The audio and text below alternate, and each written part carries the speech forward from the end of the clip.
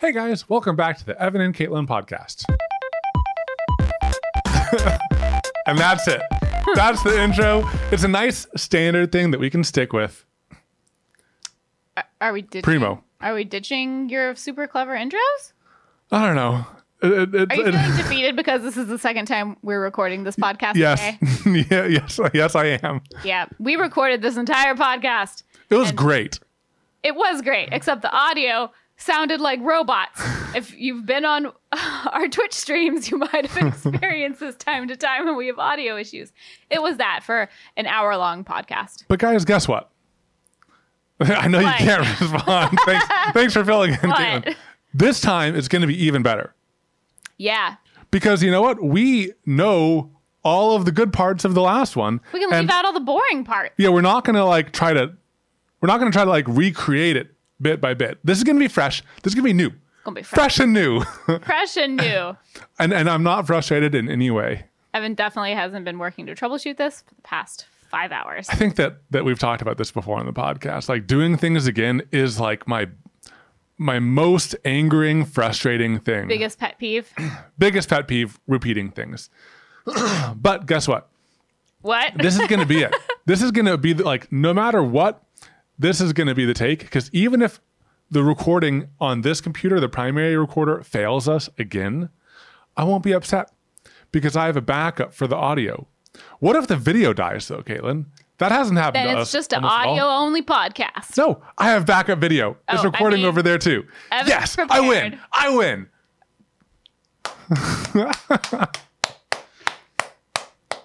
It's interesting because what's new, little behind the scenes update, is over the past week, I've been working on the podcast and streaming setup. Mm-hmm.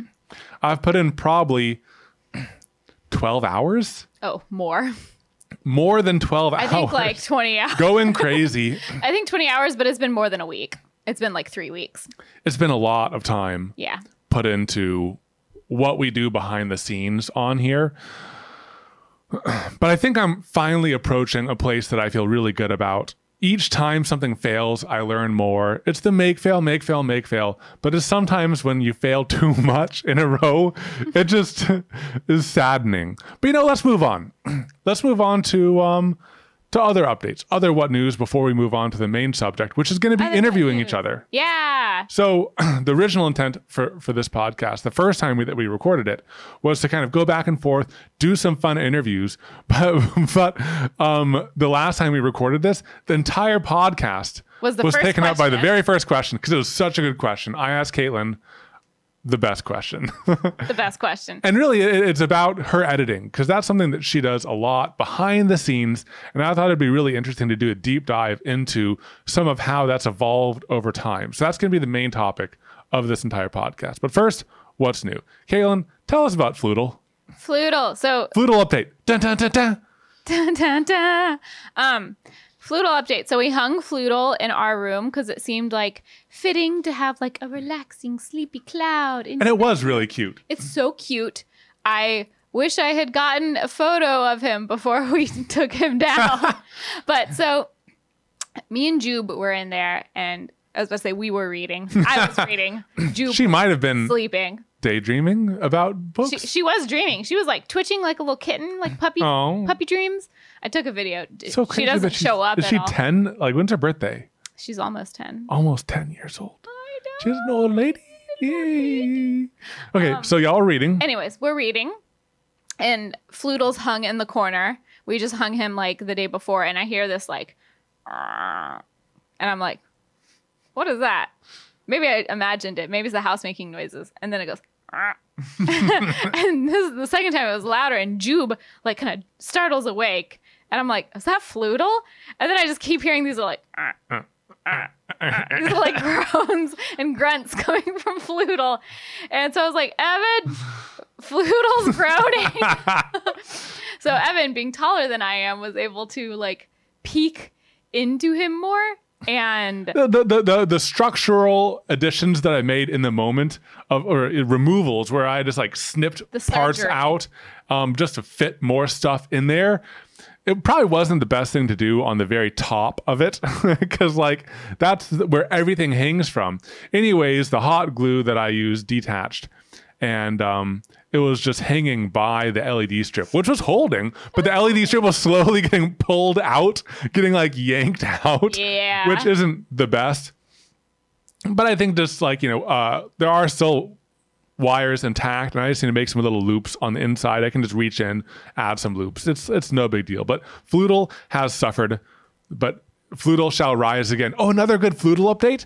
When we say okay Floodle, like because Google, we have a like Google, the tiny one, the Google Hub Mini or something. It answers to okay Floodle, and I love it. Hear it! Yeah. One of our other Googles just started talking. So when we're in our room, we can instead address the Floodle instead of the Google, which is it's awesome. Just like it was completely unintended. Yeah, I came up with the name Floodle on the spot when we were recording. Yeah, right then, and it just works so good. I know. So we can ask Floodle to like check the weather for us or play songs or something. It's good. So so we've been getting some questions about how Floodle's doing, if we've hung Floodle and where. Floodle is doing well, pretty much, and Floodle shall rise again. But we're really enjoying having it. Long live Floodle. Long live Floodle. All hail Floodle. If anyone doesn't know what we're talking about, this is the DIY Bivers DIY cloud lamp. Oh yeah, I realize people might not see the video. We probably should have said that in the begining. Yeah. Anyways, the first time we probably did, right? And in the first one, but this is new and improved. Where we new and improved. To say things. We also wanted to give an update on other past projects. The fence that we installed, a lot of people commented that we should probably seal it so that the wood doesn't turn gray, which we have done. Yes. Interestingly, another comment people had was that we put the boards too close together and they don't have enough room to breathe. But that's done. So we'll see how it fares.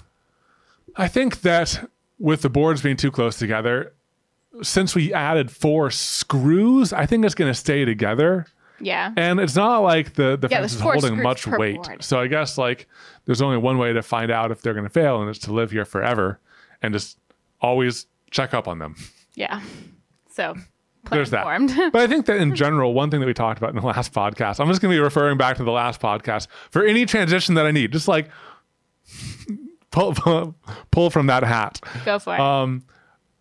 A lot of our projects, we haven't used like in air quotes, like best practices for securing wood together, like having a bigger hole, having that wiggle room, having screws, but like held in by like a fastener that allows for movement. We've just been gluing everything together and screwing everything together.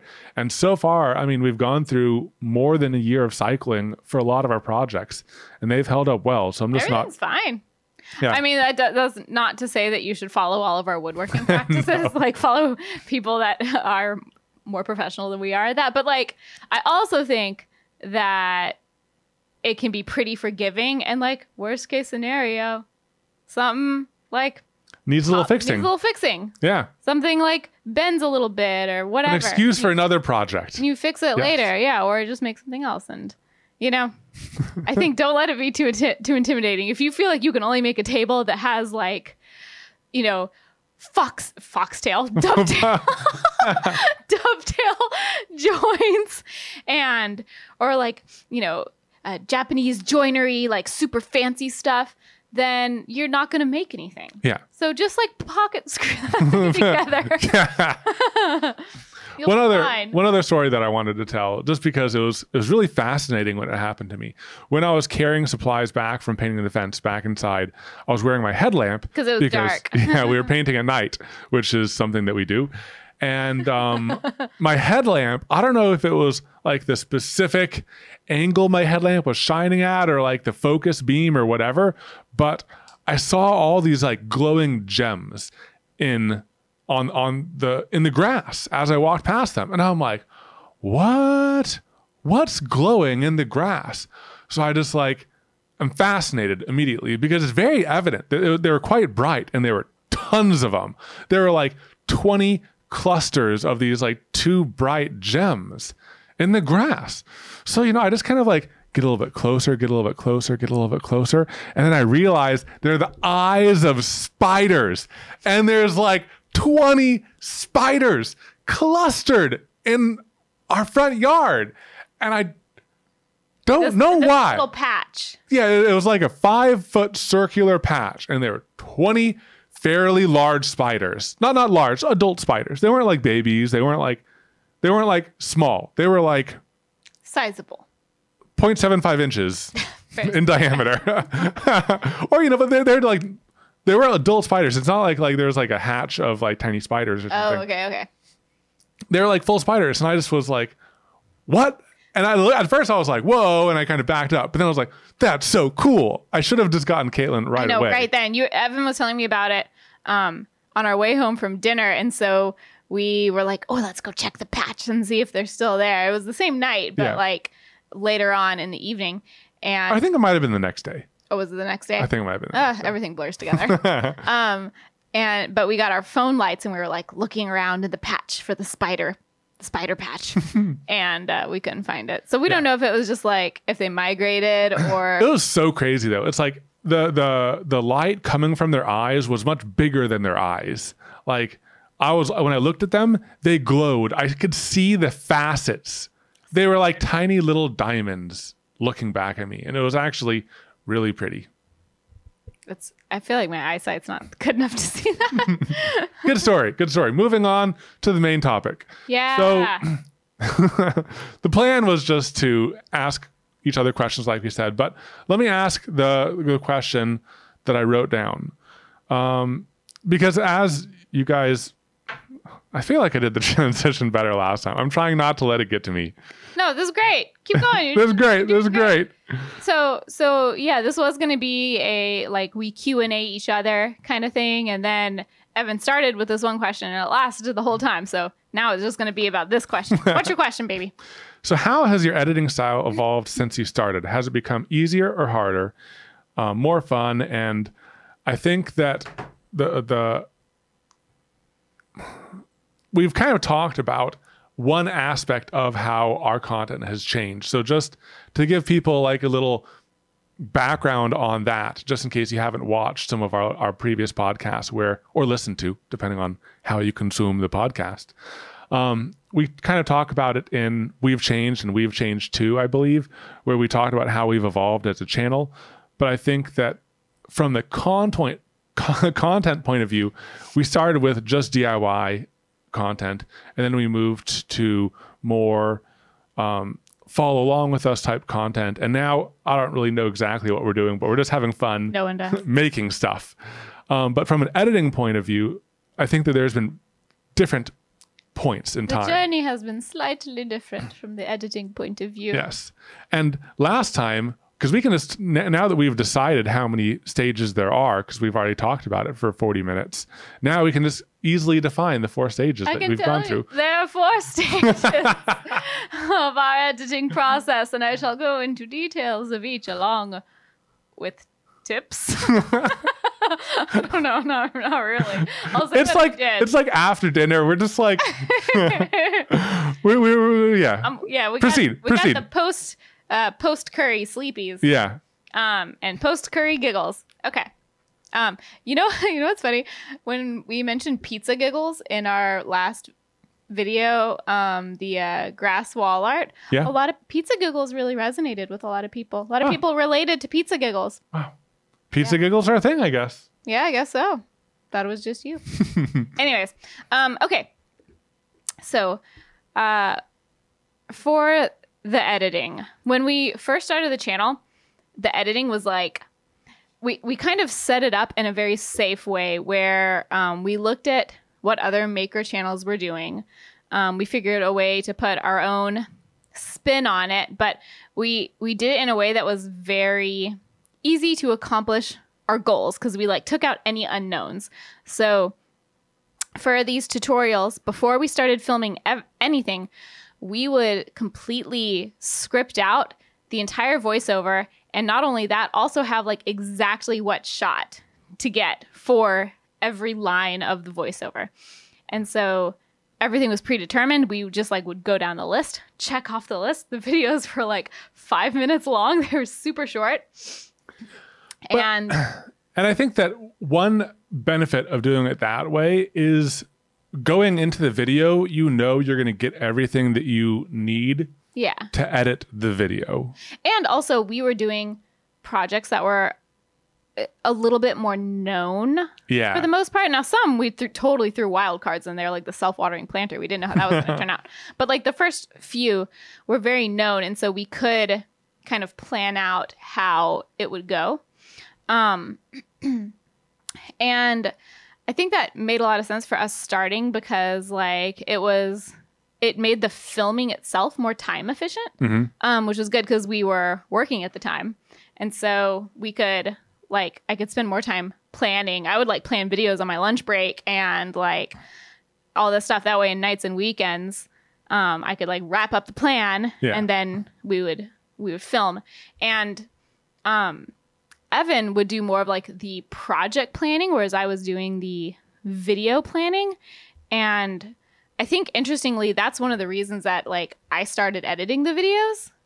Yeah, because I actually had a little bit more experience on the software side of things. Like I knew how the software worked. I'd never used Premiere before our first video. Because I'd like put together little vacation highlights or little like would take 1 second every day, and I'll do like yearly like videos where I pulled all of those 1 seconds together, and I'd like make a little compilation video, which just is so cute looking back at them now. I know, I love them. I like them a lot. But Katelyn did have a little bit more experience with the Adobe products and like graphic design and all of that. And also, I don't know why we thought, because like Premiere is so different and graphic design, different. We didn't really utilize that. I think they like now, editing. like at this point now, you are using a little bit more of the graphical capabilities and stuff like that. That's true. And like all the layering you do now, so much layering, so many effects. But back in the beginning, it wasn't much of that. But also, I think that for me, I just like have a very much like good enough attitude at times where like sometimes I'll go deep. I'll like spend a lot of time and really go deep, like with this podcast stuff. But like the streaming and podcast like the streaming and podcast setup, like yeah. the technology side of things. But for at other times, I'm just like done, and I just want to be done with it. And Katelyn will like make sure that it's really good. And for videos that are going to be up forever, I think that she was a much better choice because you don't want to just like say like, that's done, it's good enough, I'm done. So I think you were 100% the best choice for the editor. I was not fast though. I was very slow, which is well in the beginning, especially because they were so much shorter. In the beginning, one, you were learning a lot, and two, I think the thing that took the longest amount of time is Katelyn spent so much time searching for the exact right song. Because each video was basically defined by that song back then. Yeah, well, that's, and so of the phase one characteristics, one I think would be it was all planned out in voiceover. Two was the song determined everything. Mm-hmm. I would spend so much time finding the perfect song because like with the video that short, it would usually just be one song played behind the entire video. And I would cut everything perfectly, precisely to the beats of the music. And like, if we had to take away footage or add footage, I would have to redo the entire edit after that because it would like throw things off so much because I had it timed so perfectly. Even not just like cut to the beats, but even like if there's a slow part in the song, I would pair that with like a slower, more chill part of the video. And so if I added something else in before that, it would push everything and I'd have to get good at like chopping the songs up and like cutting a piece of the song or repeating a piece of the song in order to make it work. But that was so tedious and it would take me so long. I just felt so bad whenever like we thought of something that we needed to add and it shifted everything and it was like, no. Or even like when we first started working with sponsors, because we were still kind of in that period or that style of editing. And like, if the sponsor required a change to change the timing in any way, it messed up everything. Oh, it was the worst. Another interesting thing about timing is like, in order to edit, I needed to have the voiceover as well because I had to, whatever clips corresponded to the voiceover needed to be the same length as the voiceover and this and that. So I would record the whole voiceover myself. And then I would have Evan come in and like re-record half the lines. That way it was like alternating between us.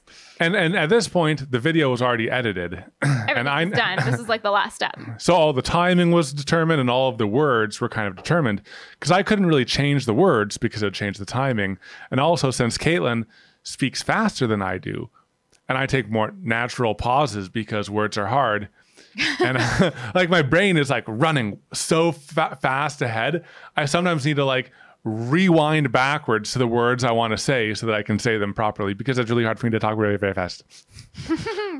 Anyways, so I'd come in to record my lines and I had such a hard time saying words as fast as Katelyn did and saying the right words because we speak differently with different word structures and stuff like that. Yeah, we do. So that was like the hardest part I had for to me. leave the room when you were recording because like it'd be like too much pressure if I was in there. Yeah, because also like if Katelyn like said, hey, come on in and record these like 5 lines, the expectation for me is that it'd go really fast and I could just record it in a few, like 1 or 2 minutes. And then Katelyn would just be able to hang out and then she could get back to editing. But sometimes it'd take me so long. And as I messed up, my words would get more difficult to pronounce and I'd get more frustrated, which would make me try to rush, which would mess up my words. Yeah. And it was just a vicious cycle so that, yeah, eventually we just learned that Katelyn just has to leave. So I don't feel the time pressure so that I can record my lines better. Yes. Even though we live in a very small house, if I am talking I can hear you anywhere in the house, Katelyn can hear me pretty much. So it's just like a very small mental thing. Yeah. Yeah. But it is interesting. Like, even then, we still, because that sounds so, not that there's anything wrong with that, but it's like a very common formula, but it is so formulaic, that style of doing videos. It also, that's not a bad thing. It makes it a lot easier to start, and especially for tutorials, it's like a method that works really, really well. It was a lot less intimidating than what we're doing now.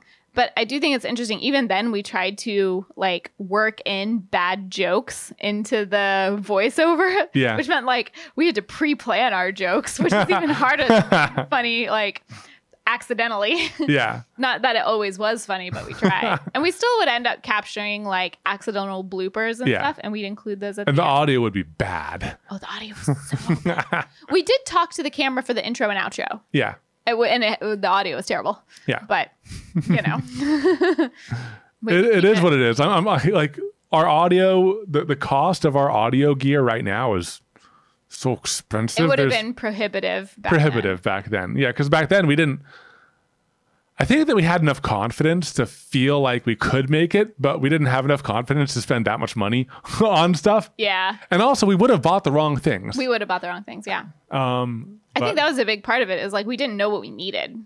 Yeah, because honestly, if we had have stayed voiceover for much of our videos, you don't need as good in the moment audio if a lot of it's voiceover, or if you're at a desk, or we could have invested in like a crazy recording booth set up, and then that would have been not used. This is the recording booth set up. Yeah, I guess you're. As I was saying that, I was like, oh, this is the recording booth. We just need to staple a whole bunch of sound absorbing panels to the ceiling and then we're good to go. Yeah, you're right. That could be part of the room makeover for this room. Do you think we need it in this room? I feel like we don't actually. There's so much sound dampening with like the green screen and the art on the wall. I think a lot of it's in the microphone too.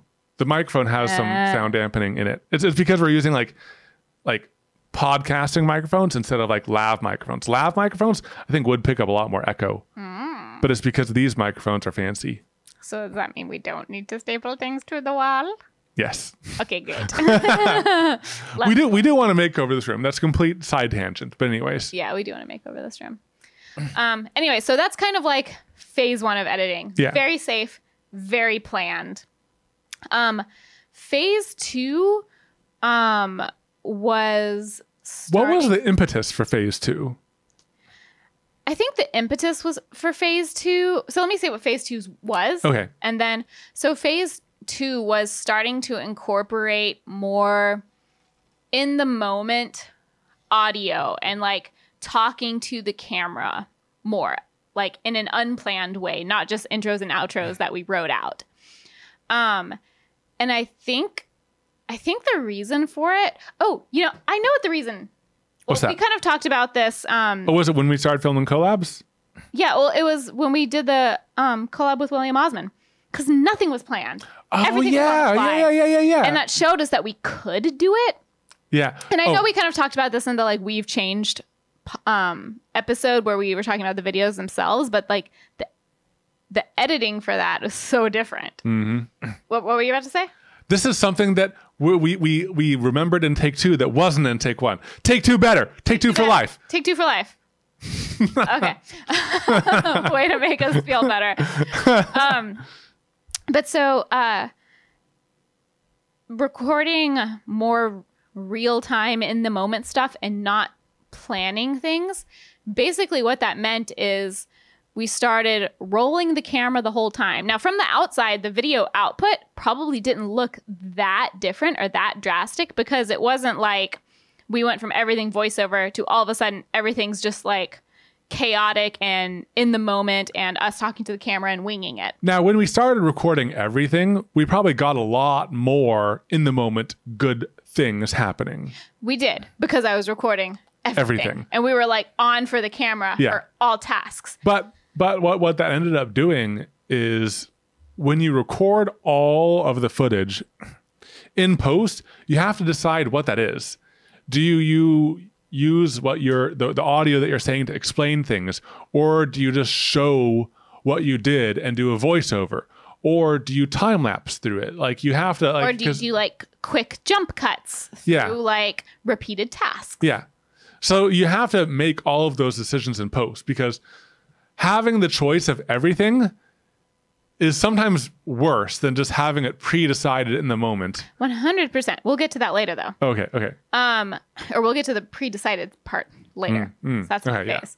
But yeah, so every single video, this was our most footage-heavy phase in terms of the edit. And we would just have hours and hours of footage to go through. And I remember like we'd sometimes hear other people on like podcasts or in their videos talk about like, oh man, I had 3 hours of footage to edit and it was just terrible. And I'm like, because we would have so much.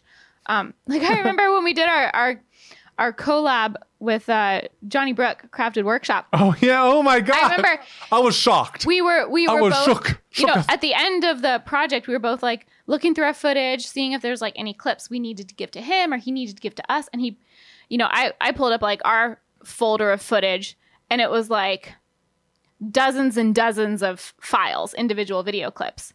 And he pulled up his and at first I was like, oh my gosh, did you lose footage? And he was like, no, it's everything. And it was like 12 clips. And I was like, how? What? How? I was so jealous. But also it's like, you know, when Johnny sat on his stool for the first time, he didn't even film it. Well, it's a different type of video. Different type of video, but like it was shocking to us to see like a different process.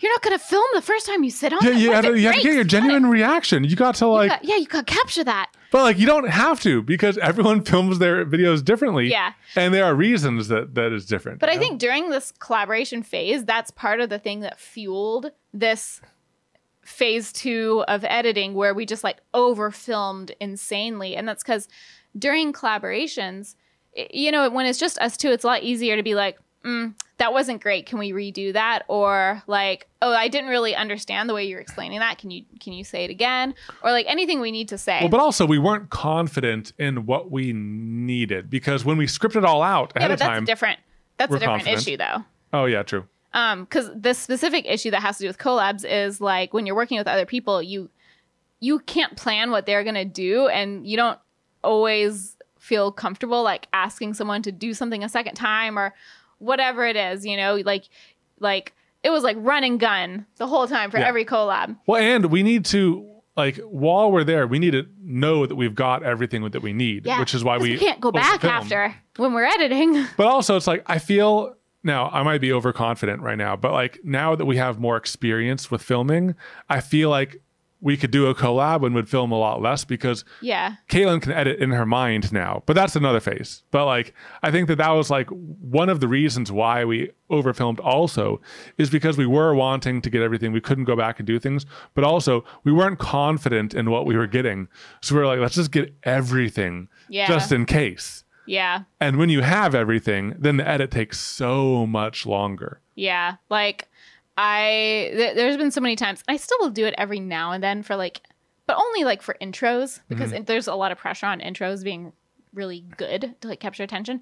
But there's just been so many times during that like film literally everything phase where I would have the same like part of the project and I would edit it 5 or 6 different ways, completely different ways, and then I'd have Evan come in and I'm like, what's the best way? And I'd spend so much time editing all these different ways, and of course all but one of them we would nix, and so editing just took forever. Yeah. And also, since we were recording everything, we didn't know when we had too much. And then to know if we had too much, Katelyn had to edit it all and then cut the fat away, which is really painful because Katelyn would spend hours and hours putting together this footage. And then when we watch it all as a whole, would be like, that whole part is just too slow. We're going to have to nix all of that. And like when we're filming, it takes a lot longer to film too. Yeah, because with the different ways we film, like when we're in montage mode, filming is super fast because we're just getting clips that are a few seconds here, a few seconds there. But when we're filming in like real-time mode, like during a resin pour, we're like fully on, like knowing that it takes so much more energy. It takes more time. We have to explain things to the camera. We're not like we have to have more cameras running at once. Or like oftentimes when like this is maybe a little bit like too much behind the scenes, but when it's run and gun and we're trying to be as efficient as we can, sometimes we'll be out there for the scenes where we're talking together, and then let's say we need to make a whole bunch of cuts and do this whole assembly and everything.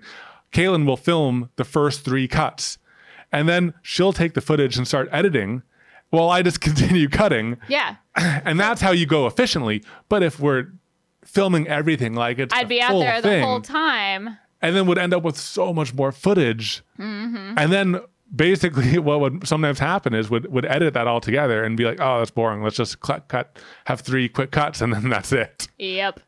Yeah. But I feel like that phase, we had to go through it. And again, like if you're looking at, so some of the videos, I want to like, this is one thing I didn't really do the first time we recorded this podcast, but I want to like give a few examples just to like show context. Not that I expect you guys to like go back and watch them or anything, but like if you can pull them up in your memory. If you don't, we're going to be disappointed. We'll be disappointed and hurt.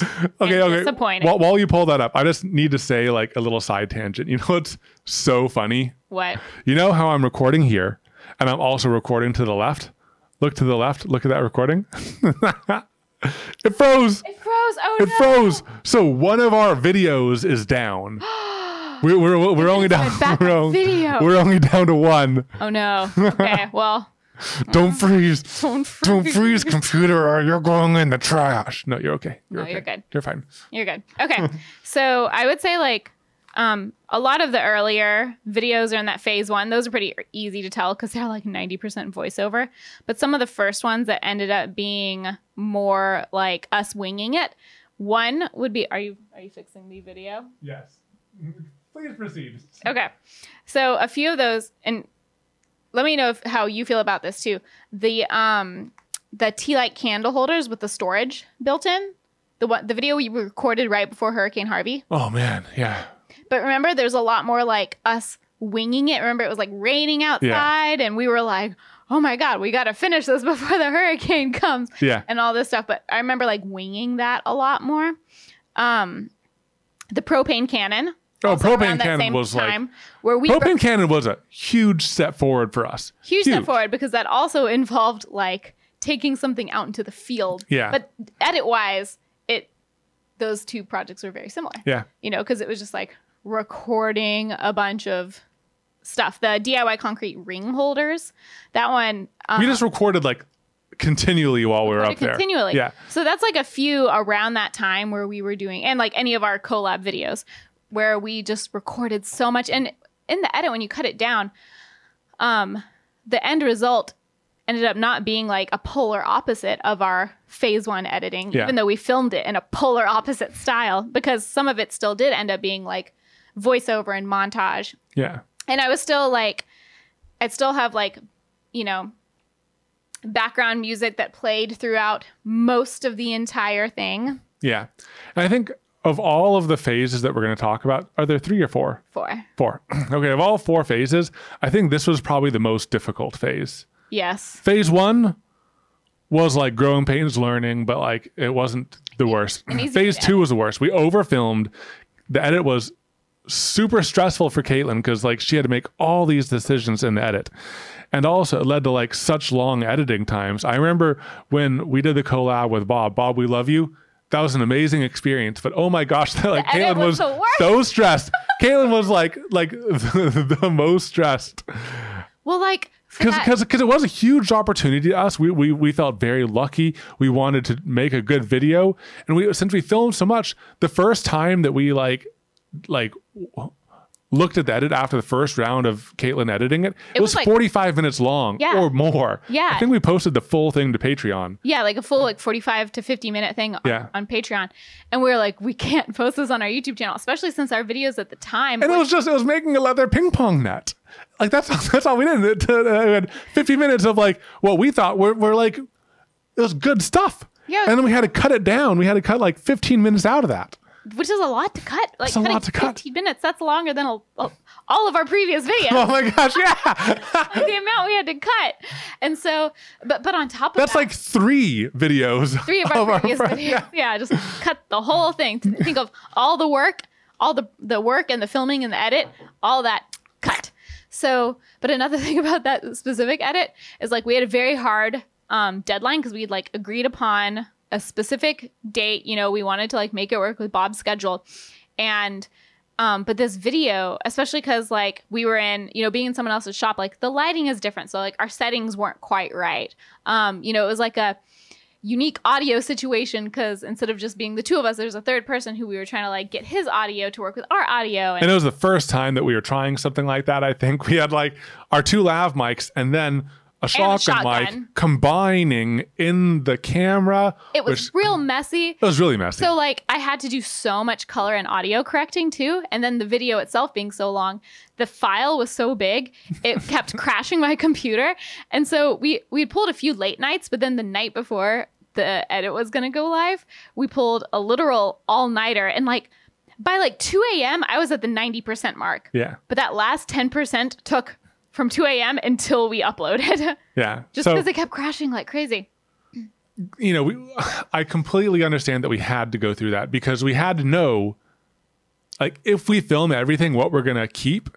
Mm-hmm. And then, like, through that experience, we learned so much. And the thing that crystallized everything and took us from phase 2 to phase 3, honestly, was when we went to the UK and filmed some videos with Alec. Yeah. And watching him, how he worked and how he prepped things for his editor. Because Alec, for the longest time, for those of you guys who may not know who we're talking about, Alec Steele, amazing YouTube personality. Oh, yeah. And most people probably know who we're talking about when we just had Bob. Bob Saget from I Like to Make Stuff. We should probably be like, yeah, sorry, better about that. It's because it's the second time we're recording this. Yes. Anything wrong about this podcast, assume that it was much better on the first. And anything that's really good about this podcast, this iteration, we added that. Yeah, podcast 2 for life. Yes, podcast 2 for life. Okay. Glad we're redoing this. I'm so glad. So glad. So Alex Steele, he has a YouTube channel where he does blacksmithing. And he started his channel a long time ago. And for the longest time, he was doing the blacksmithing, the filming, and the editing. And he was doing a video every day, so he had to be very efficient. Very efficient. So when he brought an editor on, he had learned so much about how he filmed and all of that. And basically how he films is when he films something, he is doing the edit in his head. Mm-hmm. And even like what he'll do is if he films a clip that wasn't good, he'll delete it to not cause confusion. And then he'll redo it, kind of. So it's like if he's filming a talking thing, he'll film the talking thing. If he's filming a montage, he'll put it in time-lapse mode and film the time-lapse. If he wants to do a montage mode, then he like will just do a whole bunch of short clips. Mm-hmm. And then when it's dragged into the timeline all at once, the edit is like 50% done. Mm-hmm. Yeah, which is so cool. Because like when we would do a time-lapse, it would just be I was recording the whole time. And then in the edit, I have to decide, should I fast forward this? Yeah. You know? But then it's like, well, first I have to listen to the whole hour long of footage to see like if there's any good stuff. And then I just make the decision to fast forward it to 10 seconds. Yeah, we couldn't have made the jump to phase 3 right at the beginning, though. I don't think so, though, because like you said, we had to learn what types of clips were worth recording in real, like quote unquote real time, and what types of clips could just be montaged through. But yeah, after I'm trying not to make this like a repeat of our weaved changed episodes. Like I'm trying to focus on like the edit specifically. So from the outside, phase 2 and phase 3 probably don't look that different in the videos. Because like the end result is very similar, but you just dropped my hair tie. We've been fighting over this hair tie for the whole podcast. For those of you just listening to the audio, this is like the thing that we fiddle with. Like Katelyn has this hair tie, and both of us like it's like coiled. It looks like an old phone cord. It's just a nice idle thing to play with. This is if you're only listening, you're missing out on this very tantalizing riveting content. Riveting. I forgot what I was saying. Anyways, this is probably the fastest editing or one of the fastest editing phases for me. Oh yeah. Because like we would choose in the moment exactly what every scene was going to be. And I think one reason we had a hard time doing it before is because I wouldn't start editing until everything was done, till the entire project was completed. But one thing I started doing in phase 3 was editing as we went. And that made it a lot easier to make those decisions as we go because, you know, we'd film for half a day, I'd edit for half a day, and I'd know like, oh, there's been a lot of real time. I think we need to jump into montage mode to speed this up. Now, I think the downside of this editing is that like we didn't really have any real-time footage, like quote unquote real-time footage. We wouldn't ever just let the camera roll. We went too hard. We went too far in the extreme. And again, you probably can't really tell from the outside, but like we knew. So instead of just letting it roll and seeing what happened, we would decide when we wanted to talk to the camera, and it wouldn't just be voiceover, and we'd like be like, oh, I'm gonna say something funny here. But like also then we weren't, you know, through most of these phases, we weren't the best at any of what we were doing. I mean, like if you guys could see the raw footage of us like in phase 2, especially when we were filming everything, like since we were on, we'd like try to say something funny or try to do something funny or like things like that just didn't land, that just weren't good. There's nothing that will make you feel less funny than watching an hour-long footage of you and your spouse trying to make jokes and like one landing. And that's all that makes it into the video. And that's primo content. Yes, primo. Mwah. Mwah. I think that we've gotten a lot better about like knowing what's worth saying and what. Oh my gosh. Thank goodness. Oh my gosh, this is going to be so messy. But oh my gosh. So we've been recording on the computer in front of us. And then the video in front of us stopped, but we have the backup video going. But the backup video had stopped earlier. So I know, but now it's good again. So but we're gonna have to mix. We're gonna have to mix all of this. Hopefully, the audio track is good. You know, if there's a part of the video of this podcast where we're just frozen, it's just gonna be what it's gonna be. As long as we got the audio and most of the video, it's gonna be what it's gonna be. It's gonna be what it's gonna be. Speaking of editing tricks, this is gonna require some editing tricks to put it together. But anyways, it's working now again. Well, you know, we'll just. It's like why? It's like the like. We're getting the right things. We're doing the right things, and just sometimes they just don't work, and that bothers me. Yeah, you know. Anyways, you guys listening to this, hopefully it'll just seem like nothing's going wrong. So, but yeah, so I think phase 3 was kind of like a briefer phase, but and some examples, I'll say a few examples that were in phase 3. It's so funny because I know exactly what the videos were. I don't know why I'm scrolling. I don't even have to look it up. So the like thermoformed Corian salad servers where we bent the Corian into shape, the custom knife box, the 3D print and concrete candle holders. Oh yeah. I I remember at the end of some of those edits, you were kind of not the most satisfied. Yeah, and I think I mean, looking back, I generally like them. But yeah, there was definitely like in some ways it felt like we were, especially because we had experienced the record everything and you get like really natural interactions. And then going to this thing that was like slightly more planned out, even though it was like 1,000 times more efficient, it felt like we lost a little bit of the life in it. We were still, I will say during this phase, I said I was still using music. Take two.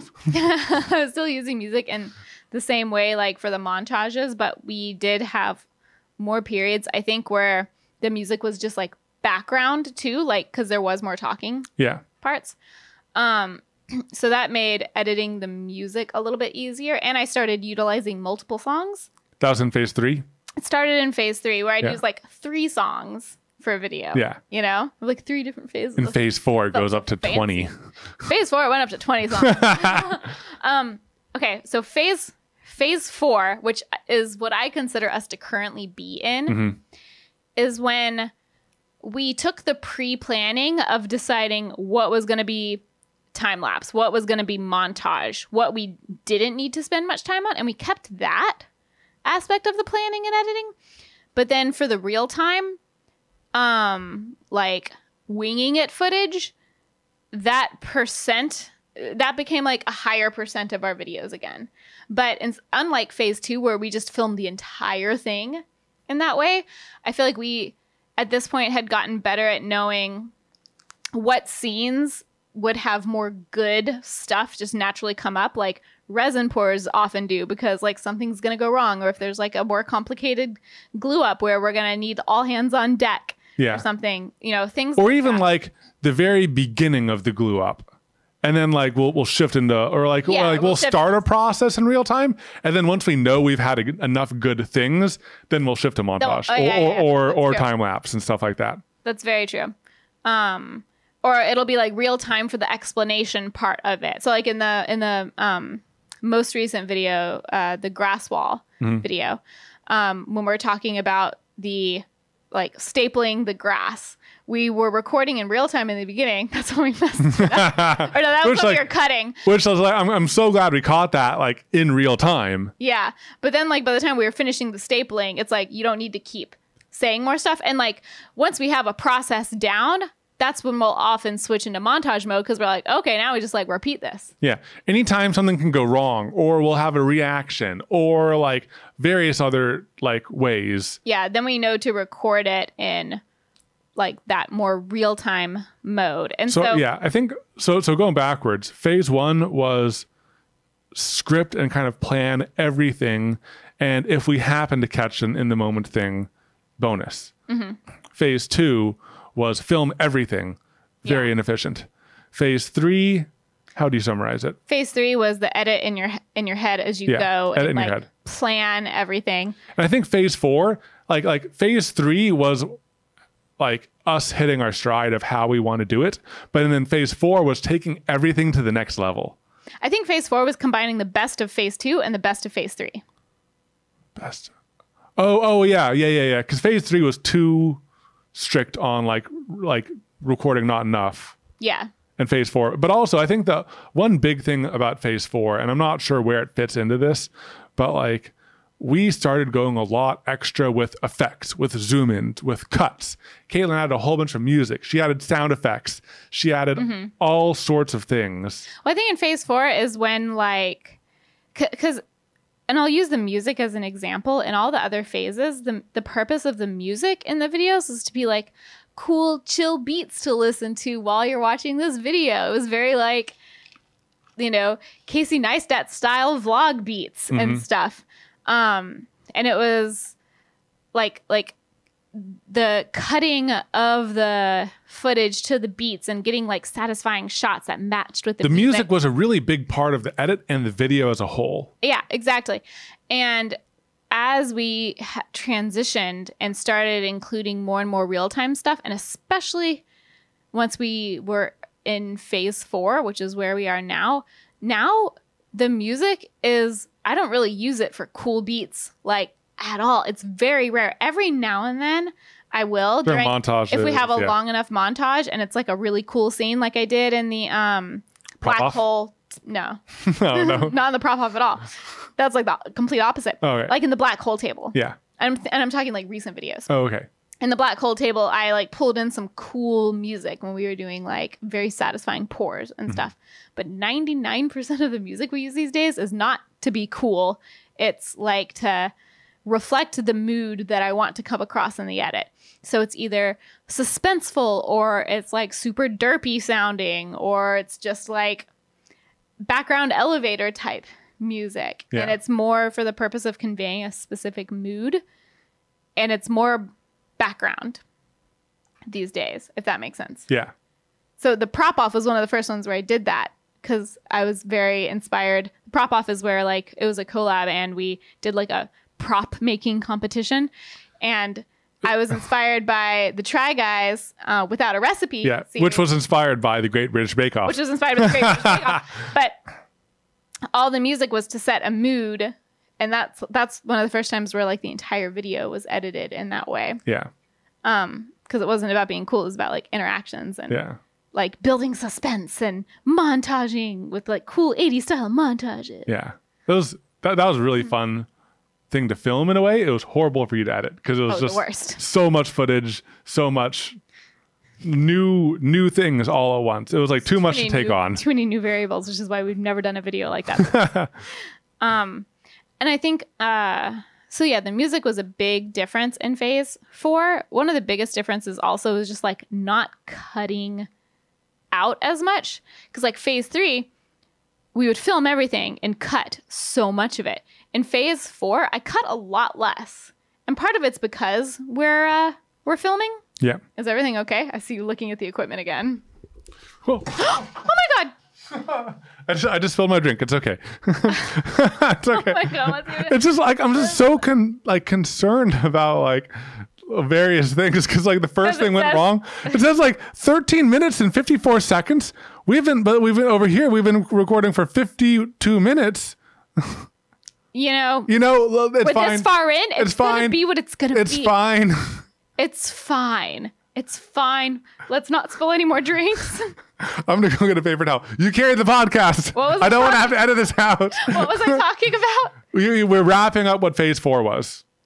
No, I wasn't. Oh wait, no, I know what I was talking about. Okay, so another thing is in phase 4, like whereas in phase 2 where we recorded everything, I cut so much stuff, and in phase 4, I decided to purposely keep in a lot of things that in the past we would have cut.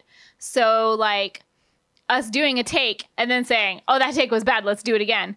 I would leave in us saying that take was bad, let's do it again.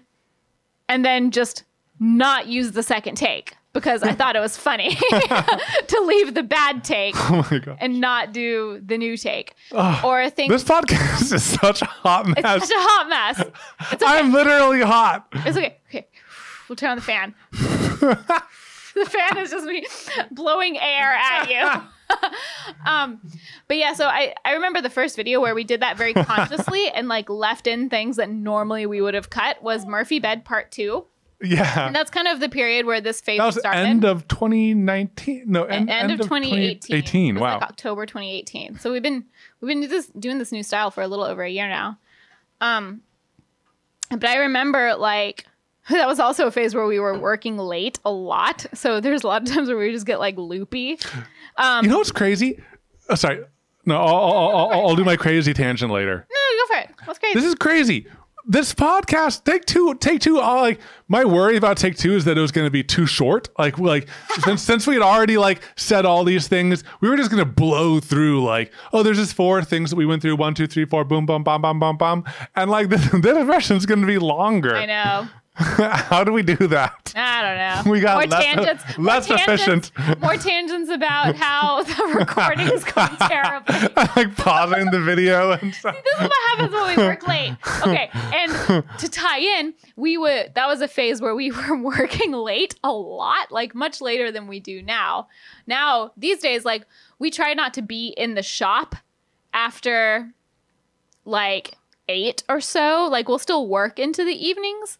I mean, the past couple of weeks we've been trying to stop working altogether by like 8:30 to 9:30, which we used to not do. We would work until like 11, but we used to be in the shop until like 11 or midnight or 1, and that's not very smart because we were using power tools. But anyways, it's not a problem anymore. Not a problem anymore. I remember with the Murphy bed, like setting up. We were setting up the electrical, like extending the wiring to do the built-in lamps.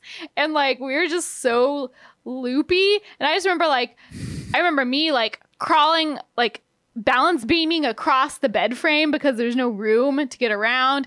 And like you like pitching Evan and Katelyn's Airbnb and like all this stuff that like, normally I would have cut. Was casual and goofy, not short enough for a funny little punch of like in the moment. No, it took up like a sizable amount of video, which before I would have been really self-conscious about putting in because we were so worried about like the video getting too long or worried about just like if we included that stuff, people thinking like, oh, these guys think they're really funny, like they're wasting my time. But also, I think that is something that you can do when you're a little bit bigger. If it, like, well, I think you have to have like. You have to build up the audience expectation. I mean, at least I felt like we had to build up the audience expectation that like there are going to be these parts in our videos that don't have to do with the project. And it's just like goofy stuff. I mean, if you started out as an entertainment channel, being entertaining is expected. And that's not natural. But we started out as a DIY channel. And if so I used to be self-conscious about like including that stuff. That wasn't like fully part of our identity. We've slowly shifted that. And it didn't have anything to do with the project. Yeah. Or like the DIY. So, but at that point I was just like, you know what? We're just going to do it, you know? Yeah. And so videos around that time at the beginning of that were like Murphy Bed Part 2, which is funny because Murphy Bed Part 1 was not part of it. I started Murphy Bed Part 2. And then like, the like laundry room makeover and the geode table, like those were kind of in that transition from 3 to 4. And I think another thing that we started doing, or that started a couple months after that, was we started the gaming channel and we got the gaming editors. And even though like when we first hired on the editors, we kind of gave them some general guidelines and like how we like to edit and examples and stuff like that.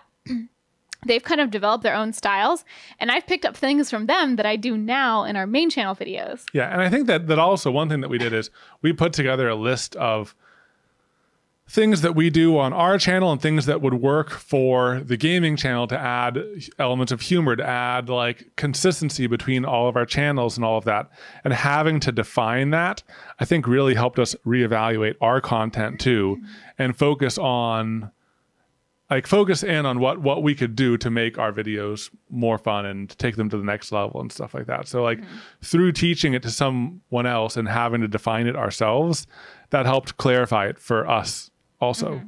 Yeah. Which was an interesting like side benefit. Yeah.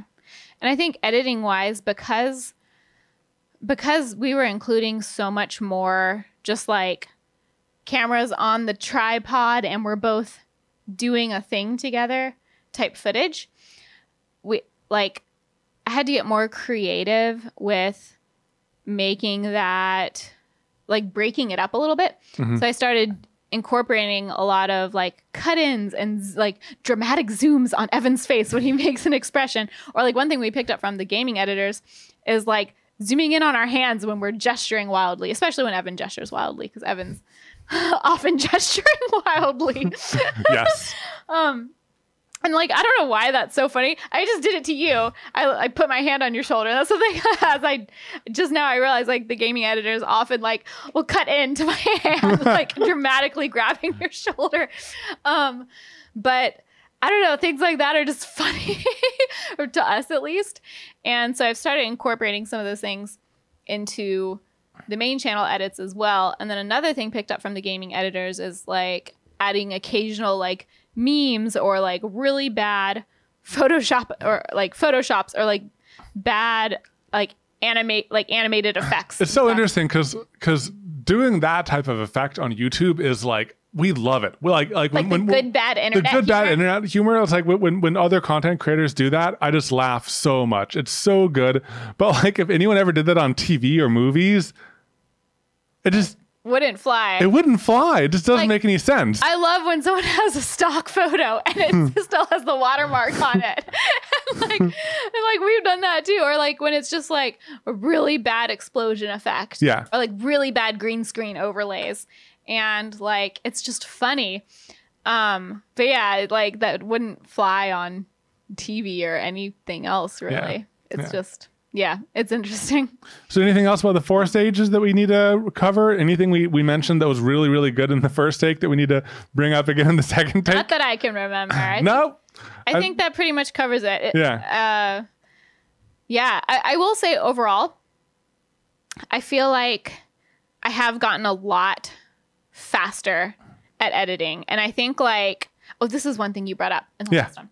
I think if like a few videos into the channel, we had shown ourselves what our videos look like now, we would be very intimidated. We'd be very intimidated. By the length, by the amount of things that we're doing, by how much of everything that we've been doing. It used to be like, if you looked at the edit, it was like 1 row of video, occasionally maybe some text, and then 1 to 2 rows of audio, depending on if we were talking or if it was only the music. So last time I had a pretty good sports analogy, so I'm going to do that again because I don't remember it. So okay, cool. So it's probably true for almost any sport, but when my analogy, I'll do swimming because I swam through high school and in the very beginning of college.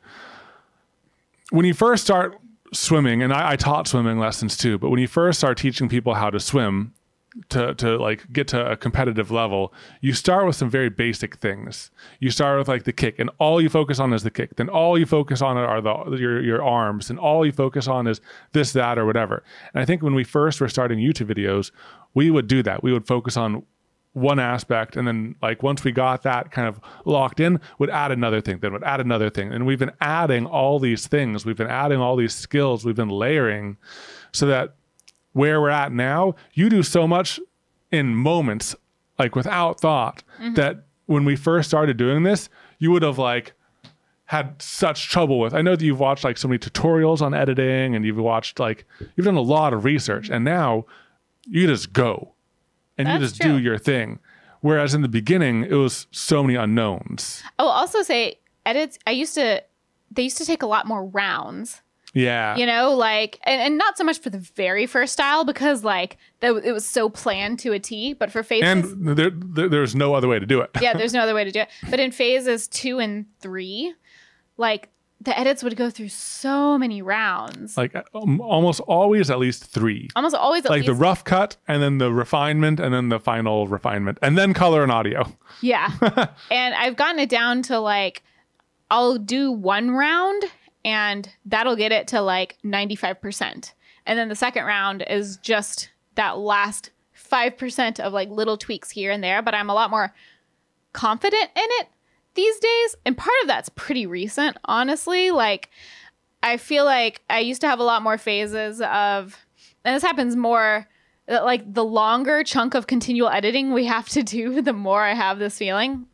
But I used to like, I'd get through a chunk of editing and I'd say to Evan, I'm like, I don't know if it's good. I feel like I'm so like bored by this. Let's just watch it and see. And then I'll watch it and be like, oh, it's pretty good. Yeah. And I feel like I have a lot more confidence now to know that it will be good and trust myself and not get so down about it. And not that I would like get that down about it. And this would mostly happen with videos where like there did have to be longer chunks of continual footage, like the Bob Ross that was filmed all in one go. Oh, those are the hardest for you to edit still. Those are the hardest. Or like the our first 37 attempts at soap making. That was all in one go. Yeah. And those are, even though they're easier to film because it's just all in one go. They're harder to edit. They're so much harder to edit. But any long chunk, even like doing like the longer resin pours, that might have just been like part of the video, not as much footage as like Bob Ross with the soap. Those were still a lot harder, and I feel like I've gotten better at that. Yeah. So I think that the thing that's interesting to me looking back is there are 4 distinct stages, but the 4th stage is the most interesting to me. Stage 1, scripted, filming less. Stage 2, sorry, the camera again. This is such a hot mess. Oh, I need to go back and I need to fix everything. Camera stop recording again. Okay. Yeah, no, it's okay. It's okay. It's all fixed. Keep going. Pretend like nothing's wrong. Stage 2, phase 2. So stage 2, we filmed too much. Stage 3, we filmed too little. Stage 4 is kind of the happy balance between filming too much, filming too little. But also stage 4 is when we change a ton of stuff stylistically in the edit.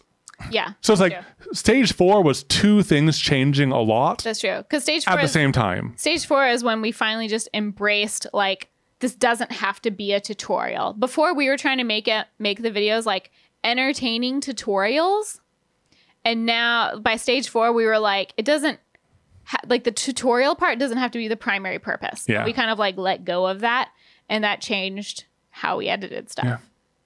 It's very interesting. Yeah. Okay, let's move on to Thing of the Week. Mine is a game. Mine is a video. It's a YouTube video from Rasputin, and it's gaming for a non-gamer. And it was a very interesting video in which the content creator who has the channel, he does a lot of video game related stuff, and he thought it'd be interesting to kind of put his wife through an informal experiment where she plays video games for the first time without much help for him, and without much experience gaming in general. And he sees kind of through her eyes and through her experiences what video games are like for people who don't play video games. And there's a ton of interesting conclusions where, like, kind of talking about the building blocks, if you start playing a game that's released now and you haven't played any games in the past, any simpler games or something, then the number of things that the game assumes that you know is a lot. And it's just so, it was a very interesting video. And I think that whether you play games or if you have never played games in your life, it's very interesting because it's like the meeting of those two in a way. Yeah. And it's all about like the psychology of it, and like it was like a little mini social experiment kind of just on his wife. But it was very interesting, and like personally I could kind of relate to both sides because there's some like types of games, and they did a like wide array of game types. There's some types of games that I'm very familiar with and very comfortable doing, and then some like first person shooters, for example, that I just am not good at and I've never been good at, and things aren't intuitive. So I could like relate to both sides of it, like the totally feeling lost and overwhelmed in the game types that you're not familiar with, and then just like how so much you don't even think about. Yeah, but it was also just like a very generally like positive and wholesome video at the same time. Which I like. Yeah, it was very wholesome. I liked it. I like wholesome stuff. We like wholesome stuff. All right, Katelyn, what do you have for us today? My thing of the week is the latest William Osmond egg drop video featuring How to Basic. It was so good, and we've watched most of the egg drops, I think, and this was my favorite, just because, like. Okay, I don't know if you guys probably have heard of How to Basic, but if not, like, it's very chaotic. He doesn't talk. It's a lot of egg smashing and like thigh slapping. That's how I would describe it. Yeah. But it's strange. It's very strange, very bizarre. And it was so interesting seeing these two styles come together, and you're just like, what is he going to do? Anyways, it was a very entertaining video. And as always, we will have links to the videos in the Thing of the Week section in our show notes / video description. Huzzah! I feel like we should say that more often because like we always have our Thing of the Week, and sometimes we speak about it kind of generically. Like, I got these LED candles I really like. And then like that gives people nothing. Yeah. You know, but like we always have links to everything is always in the description. But like, people may not know. And that brings us to the end of the podcast. Thank you guys so much for sticking with us through this. I think that I don't think we're gonna cut any of it out. Let's not cut any of it out. Leave it all in because there's gonna be enough editing we have to do anyway. So like, welcome to the chaos. Welcome to the chaos. Thank you for staying this whole time and staying till the end. We really appreciate you guys, and we really appreciate everyone who supports us by watching, by sharing, by rating, by reviewing. It makes us like when the podcast failed the first time, I consider just like let's just not do it. But we don't want to disappoint you guys. We don't want to disappoint you who's listening right now. Yes, I'm talking specifically to you. Hi. Yes. Hello. Thank you for supporting us. And yeah. Yeah. I think it's really cool when like it'll be like on a main channel video or something, and someone will ask like, oh, how did you guys meet? And someone replies with a link to the podcast episode where we met. So like, thank you guys for sharing it. I think that's really cool. Yeah. And we'll look forward to seeing you next time. Bye. Bye.